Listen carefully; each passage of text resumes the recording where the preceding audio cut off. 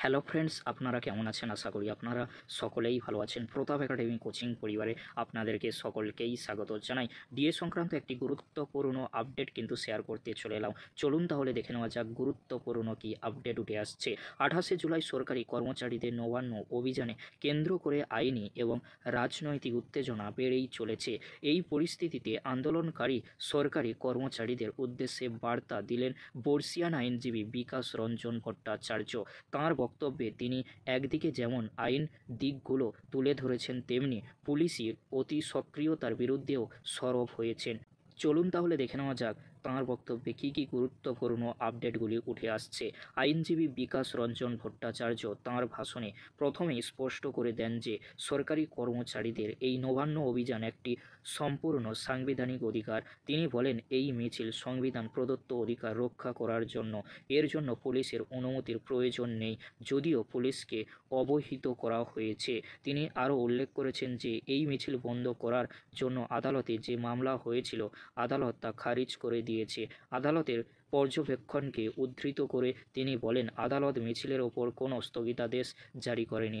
শান্তিপূর্ণ মিছিল করা একটি সাংবিধানিক অধিকার এবং তা থেকে কাউকে বিরত করা যায় না। যদি কেউ আইন ভাঙে তবে পুলিশ আইন অনুযায়ী ব্যবস্থা নিতে পারে, কিন্তু তার আগে বাধা দেওয়ার কোনো অধিকার পুলিশের নেই। বিকাশ রঞ্জন ভট্টাচার্য পুলিশের ভূমিকা নিয়ে তীব্র সমালোচনা করেছেন।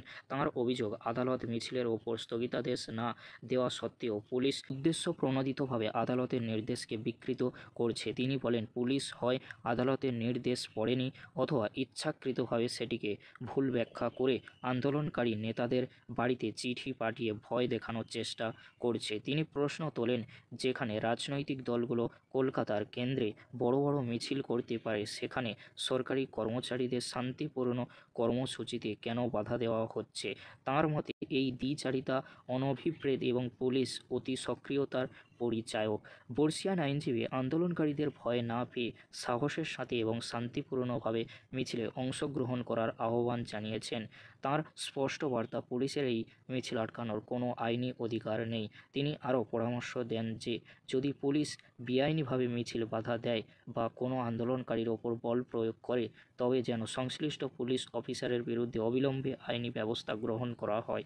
তিনি বলেন, পুলিশ যদি আইন ভাঙে তাহলে তাদের বিরুদ্ধে অভিযোগ দায়ের করার জন্য প্রস্তুত থাকুন। আমরা আইনি লড়াইয়ের জন্য তৈরি। এই বক্তব্যের মাধ্যমে তিনি একদিকে যেমন আন্দোলনকারীদের মনোবল জোগানোর চেষ্টা করেছেন, তেমনি পুলিশকেও আইনের পথে চলার বার্তা দিয়েছেন। এই ছিল ডিএ সংক্রান্ত একটি গুরুত্বপূর্ণ প্রোটেস্টের একটি আপডেট। যদি ভিডিওটি হেল্পফুল হয়ে থাকে অবশ্যই ফ্রেন্ডদের কাছে আপনারা শেয়ার করে দেবেন। পরবর্তীতে আবারও আপনাদের জন্য ডিএ সংক্রান্ত আপডেট নিয়ে ফিরব। ভিডিওটি দেখার জন্য আপনাদেরকে অসংখ্য ধন্যবাদ।